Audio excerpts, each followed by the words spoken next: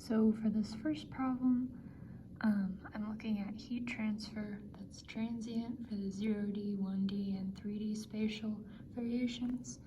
And it's a piece of chicken like this that you took out of the freezer. You're going to assume that T is uniform for lumped analysis, properties are constant, the chicken is water, and we're getting the temperature of the surface of the chicken. And you also have to find a bunch of properties along the way. There's properties here, here, and here.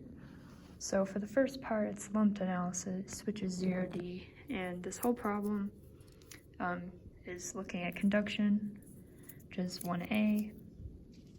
Then that was the answer I got from my lumped analysis approach. The BO number was greater than 0.1, so this isn't the best method. Then I did my 1D approach, which uses Cartesian coordinates because it's XYZ plane, and then it's 2D, just covering 4B. So then I found the properties that I needed, and I got 6.5 hours.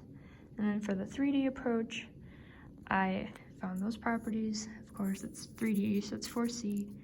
And I got my temperature to be, or my time to be around 2.5 hours. And the last method makes the most sense because you can't leave chicken out for more than 2 hours.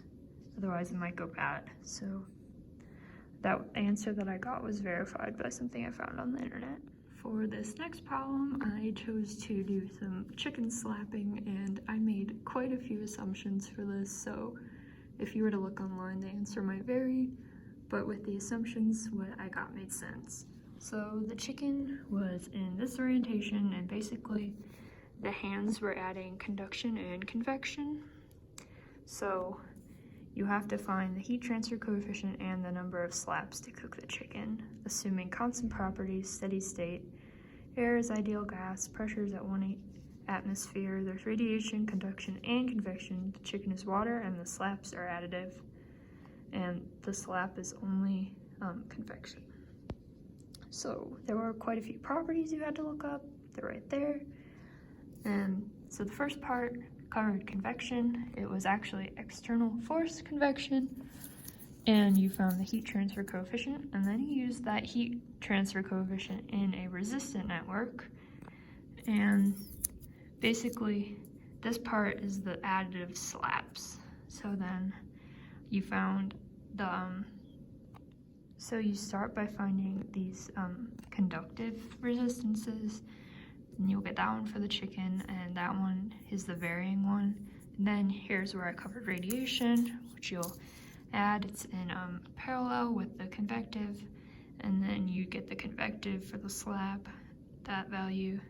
Then you just solve for x, which is the number of slaps, and that's the answer that I got. This last problem, you're looking at conduction equation with the boundary conditions for a spherical chicken nugget.